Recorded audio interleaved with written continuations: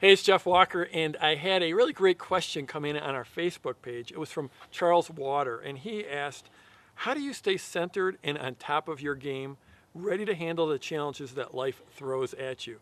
So first of all, Charles, I'm flattered that it looks like I'm always on top of my game. That's awesome. That's the image I try to portray. It's not necessarily the case. The thing is that pretty much everyone in our kind of business is a creative. We're a creator. And I mean, we even got a little bit of that artist in us. And when you have that type of personality, it's just natural to have ups and downs. And I've got them just like everyone else in this business has them. That's just the way it is.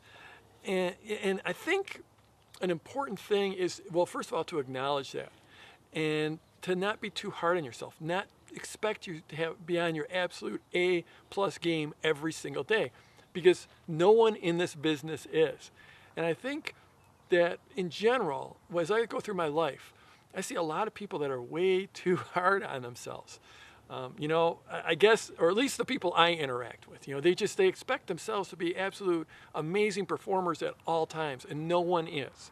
Absolutely no one is. I mean, if you look at the greatest, LeBron James, best basketball player there is right now, the guy is absolute at his peak, but not in every single game.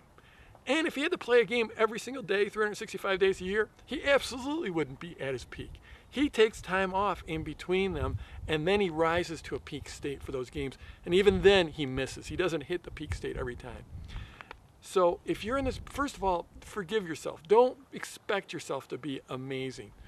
And then in terms of staying centered, I think I do a pretty good job. I'm in this business to make a huge impact in the world, to help a lot of people, to build a business, to help my team, to build a great team, to become who I become is, part of why I have this business.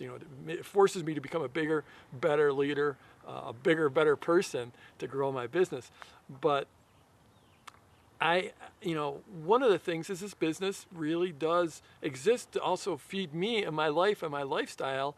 And I mean, part of it, you can see I'm sitting out here. This is a part of the answer, actually, is look where I'm sitting. It's beautiful out here. We're just, 100 feet, 200 feet from my front door. I get to live in an amazing place. So that's one of the things my business does for me, is it gives me that flexibility. So I've chosen to live in Southwest Colorado. It's amazing. So in any case, I've got a lot of strategies that I use to stay centered and to come back to centered when I get off, when the wheels come off the bus. And I'll give you a couple of them here. First of all, is getting outside is really important to me. I know it's important to a lot of people. Maybe it doesn't resonate so much with you, but it's really, really, it feeds my soul and it recharges me. So getting outside is a big one. So that's one of them. Another big one is exercise. If I'm in a launch, especially, you can get so crazy busy. But I know that, like, if I'm struggling for something, it's like, what am I going to do for my next email? What am I going to do for my next video? And I'm stuck. I know that if I get outside for some exercise, go for a 20-minute run, I'll come back, I will have the answer. So a lot of times people say I'm too busy. In fact, I was just talking to a Product Launch Formula owner yesterday, and we were on a call, and he's in this launch. His niche, his market is actually physiology and exercise and helping people have a healthier life. And he's like, boy, Jeff, I'm just working like crazy. I'm getting 4 or 6 hours of sleep a night, and it's just launch is going great, but I'm just tearing myself up. And I'm like, you got to stop. You can't do that, because, a day here, a day there, yeah, you can get by on 4 or 6 hours of sleep. But the reality is your effectiveness will start to go down. So I look at it like, if I'm that busy that heading out for a run in the woods is actually an investment, that 20 minutes that I spend exercising, getting a workout, will actually pay itself off in more productivity when I come back. So don't necessarily think that you're being a slacker if you get outside, if you go for a walk, if you go for a run, if you go for a bike ride, if you hit the gym. You're not being a slacker, you're investing in yourself. So that's a real key. So getting outside, getting exercise.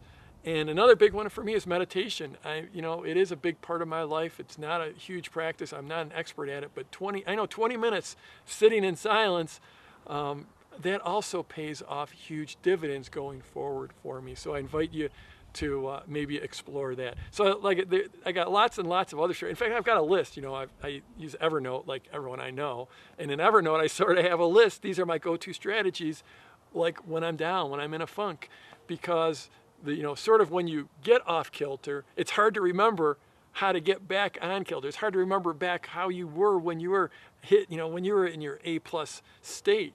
And so I just got a list so I can go look at them. So it's another thing I invite you to do. But yeah, that's how those are a few of the strategies I use to stay centered. I invite you to head down in the comments. I would love to hear your strategies for staying centered, your strategies for staying on top of your game, your strategies for coming back when when the wheels do come off the bus. And if you've just been working crazy 24/7 for days or weeks, go ahead and tell us your tales of woe, and maybe we'll be able to help you out. So yeah, if you're watching this video somewhere else, most of the comments, the community, the interaction all take place at jeffwalker.com. That's my personal blog.